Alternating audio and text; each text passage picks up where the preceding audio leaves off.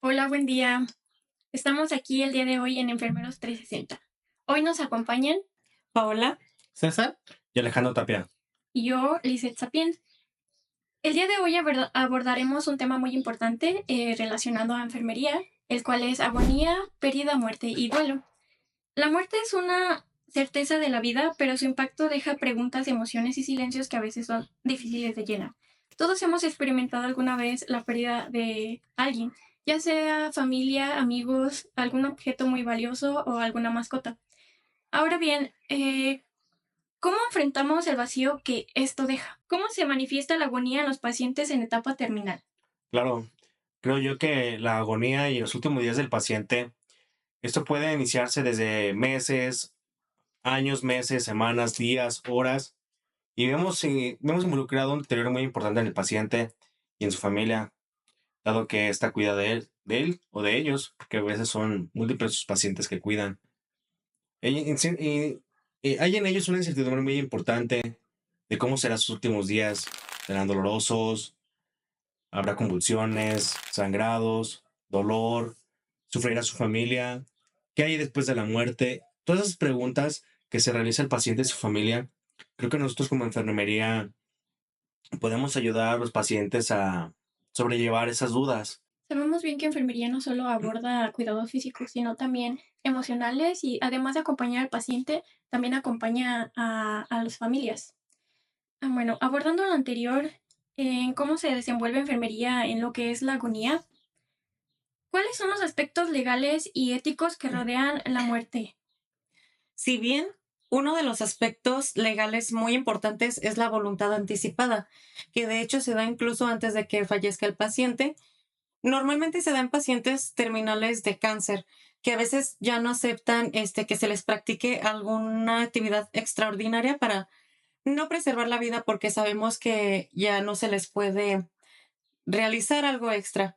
Ellos optan por firmar este documento precisamente para eso. Otro muy importante es el testamento, que pues si bien sabemos que aquí es demasiado importante para evitar confusiones o peleas. El certificado de defunción es un documento legal, jurídico y con un rimen epidemiológico. También está el acta de defunción, que pues es un requisito para poder establecer algunos otros documentos legales.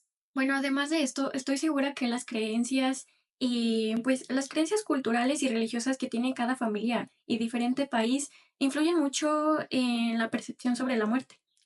Sí, como lo comentas, dependiendo la religión, en la mayoría de los países lo que normalmente se utiliza, bueno, son dos tipos de procedimientos o procesos. Uno de ellos es el entierro del cuerpo, el cual en un sarcófago, en un ataúd, lo entierran ya sea en una gaveta, en un hoyo en la tierra, para que suceda el proceso de descomposición. O el otro es la incineración del cuerpo, es decir, que lo queman, lo convierten en cenizas y posteriormente lo guardan en un objeto, en un recipiente, ya sea de madera o de metal, y le buscan un lugar especial, ya sea en su domicilio, en alguna institución, independientemente de cuál sea la religión, para colocarlo y así poder tener un recuerdo y tenerlo siempre presente con ellos. Independientemente de la religión, estos son los que se utilizan más universalmente. Después de la muerte de un ser querido y después del proceso que va desde pues los eventos fúnebres, la cremación, ¿qué pasa con las personas que se quedan de este lado? Sabemos bien que todo esto deriva a un duelo. Entonces, ¿me podrías decir en qué consisten las fases del duelo? Muy bien, ahora que lo mencionas, el duelo es un proceso que impacta de manera diferente a cada una de las personas, independientemente de cuál sea la pérdida. Hay que aclarar que una pérdida no solamente es perder a un ser querido, ya sea por una muerte, ya sea por una enfermedad, sino que también es cuando sucede alguna pérdida de un objeto valioso, de un trabajo, de dinero, de lo que sea. Cualquier tipo de pérdida que nos ocurra y que impacte de manera emocionalmente negativa a la persona nos va a causar un duelo. ¿Y qué es este proceso de duelo? Es este proceso de aceptación y de sobrellevar esta pérdida. La gran Elizabeth Koss nos menciona que existen 5 etapas del duelo. La primera es la negación y en esta etapa es cuando la persona se niega a aceptar que la pérdida se haya hecho, ya sea de manera voluntaria o involuntaria. La segunda etapa es la ira. En esta etapa gobierna el enojo.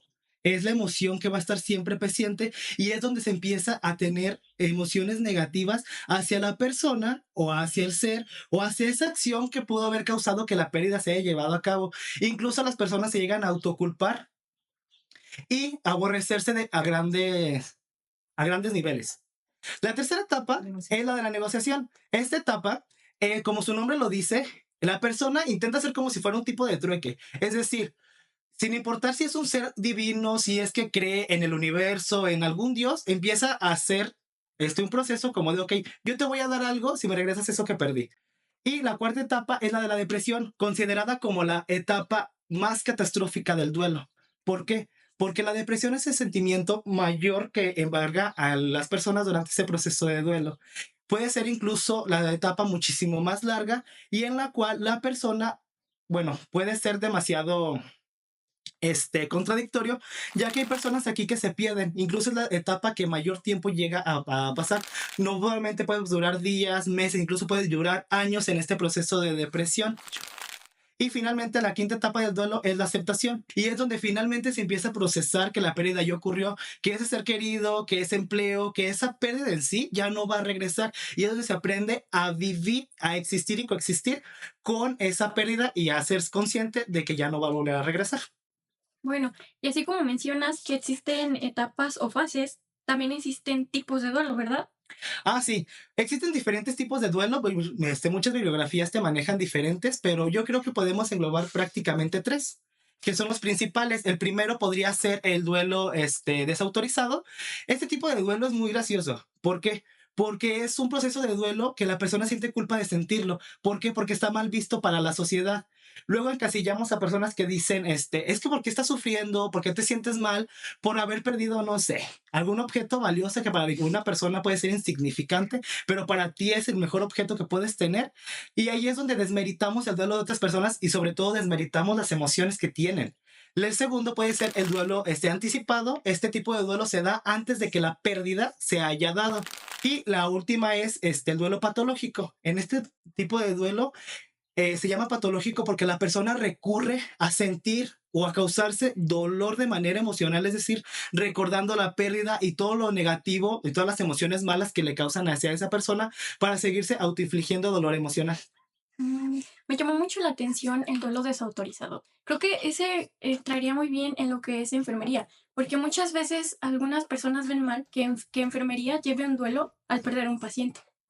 Así es, porque luego, bueno, a menos en la escuela, cuando te educan, nunca te dicen como de, ¿tienes que relacionarte con las personas? Sí. ¿Tienes que querer lo que haces? Sí. ¿Tienes que prestar amor, sentimientos a tus pacientes? Sí. Pero ¿quién te dice hasta aquí? Este es el límite. Hasta aquí debes de llegar. Nunca debes de cruzar más allá. Nadie. Bueno, ahora que mencionamos todos los tipos de duelo, hay una palabra muy importante aquí. Sabemos que son muy difíciles de superar cualquier tipo de duelo, además de ser individual y personalizado, pues son muy difíciles de sobrellevar, ¿no?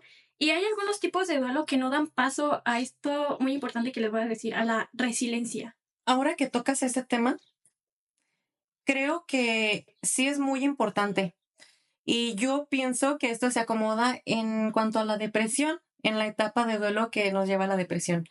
¿Por qué? Porque siento que es la etapa más larga, la más difícil de sobrellevar. ¿Y qué es la resiliencia? Es la capacidad que tiene una persona para poder sobrellevar esta, ya sea por un trauma, que puede ser por alguna pérdida, alguna privación de la libertad, incluso muchas experiencias que te pueden llevar a un duelo. Y bien, esto que abarca en la tanatología, pues al enfermo terminal y a los familiares, que bien se les llama a la unidad a tratar, que se les tiene que guiar para poder cerrar un círculo. Porque para poder cerrar círculos hay que dejar ir el dolor. Es necesario trabajarse estos aspectos para llevar algún tipo de técnicas. ¿Por qué? Porque se encuentran a veces tan enojados los familiares o incluso el mismo paciente que dicen, ¿por qué a mí me pasó esto? ¿Para qué? ¿Qué voy a hacer? Son muchas las preguntas que ellos se realizan con ira, enojo, con tristeza. Entonces, nosotros somos un paso importante para ellos para poder guiarlos, donde mediante técnicas muy importantes, por ejemplo, una vez que ya el familiar ya falleció, Otra de estas es la imaginación guiada. ¿En qué consta esta? Muchas de las veces los familiares quedan con ese resentimiento, esa culpa, y si te fijas es más en los hijos cuando se trata de su papá o su mamá, que pues no les ayudaron o no los cuidaron como deberían. Entonces cuando pierden a su familiar, se quedan con esa culpa. ¿Y esto en qué los ayuda? A que se imaginen a su familiar como si lo tuvieran enfrente y digan, ¿sabes qué? Yo te quería decir esto o esto, para que se queden con ya no se queden con esa incertidumbre y tengan un poquito más de relajación. Otra muy importante es sobre el libro de los recuerdos. Para mí me parece muy importante porque te imaginas cosas muy agradables de tu familiar y creo que es una manera de sobrellevar el duelo pues muy bonita porque pues para qué recordar cosas muy difíciles o insensatas o dolorosas. Es mejor recordar los buenos momentos que viviste junto a tu familiar para así, pues sí, no alejarnos de la realidad, pero claro, mantener los pies firmes. Oye, ahora que lo mencionas suena muy, muy interesante. Sería algo bueno de hacer para, pues sí, para pegarnos a la resiliencia. Ahora bien, llegando casi a lo último de nuestro podcast, Enfermeros 360, creo que lo que estamos abordando ahora es muy importante, especialmente para nosotros de enfermería. En cuanto abordamos lo que es la muerte, el duelo, agonía y pérdida, sabemos que son procesos que son muy difíciles y dependen mucho de pues, otro tipo de creencias y de cada persona, ¿verdad? Y entrando ahora a esto, sabemos que enfermería tiene un papel muy importante aquí, pues somos los que estamos más cerca de la unidad a tratar, que sería la familia y el paciente. ¿Alguien me puede decir como cuáles son los procesos, los cuidados? Pues creo yo que más allá de procesos y cuidados, enfermería tiene un papel muy importante que es dedicarle tiempo a su paciente. Sabemos que tenemos en las unidades de trabajo mucha carga de trabajo en algunas unidades, pero creo que siempre hay un momento en el cual un minuto de escucha al paciente, de apoyo, de solidaridad, de decirle que no está solo. Además, Tapia, creo que es muy importante sobre todo abordar este tema. ¿Por qué? Porque no es sencillo. ¿Por qué? Porque los familiares incluso te dicen, oye, ¿qué me sugieres hacer? Incluso hasta en decisiones difíciles como actividades o, sí, actividades de enfermería que pueden afectar para la calidad de vida o preservar la vida cuando ya no se debería de hacer. Creo que está muy bien solamente escucharlos. ¿Por qué? Porque a veces ellos pueden confundir eso y te puedes meter en problemas. Así es. Saberle decir a la familia nada más que hay un límite, ¿no? Todo tiene un límite. Hay una parte y una brecha en que la enfermedad sobrepasa la atención médica y que seguimos siendo personas. Siempre hay que tener ese énfasis en respeto hacia la dignidad del paciente, no quererlo mantener con vida más allá de las posibilidades humanas. Y es que al final de cuentas eso es un acto egoísta. ¿Por qué? Porque solamente estás alargando la agonía, el La sufrimiento agonía. Sí. de ese paciente que a final de cuentas es un ser humano, es una persona que siente, que vive, que bueno, que en ese momento está pereciendo, pero ¿qué calidad de vida le podemos ofrecer a una persona que está pereciendo? Y estamos alargando cada vez más su agonía, más su dolor. Y todo este tipo de procesos, a mí en lo personal, yo lo considero que es de una forma egoísta. ¿Por qué? Porque que evitamos a toda costa que un mal le pase, pero ¿qué puedes hacer médicamente hablando cuando ya no hay nada que hacer? Y es donde aquí entran los cuidados paliativos. Es todo lo que hay que hacer después de que aparentemente ya no hay nada que hacer. Ahora que ustedes mencionan esto, considero que el personal de enfermería y todo el personal médico, todo el personal de salud que brinda atención a pacientes en un estado terminal, debemos de tener mucha inteligencia emocional para saber sobrellevar y saber manejar este tipo de situaciones. Me gustaría mucho agradecerles el día de hoy que estuvieron aquí en Enfermeros 360. Y pues bueno, si ustedes nos están viendo, desde el lugar que nos estén viendo, nos gustaría que nos dejaran comentarios para saber qué es lo que piensan o experiencias que hayan tenido. Nos despedimos. Hasta luego. Hasta luego. Bye.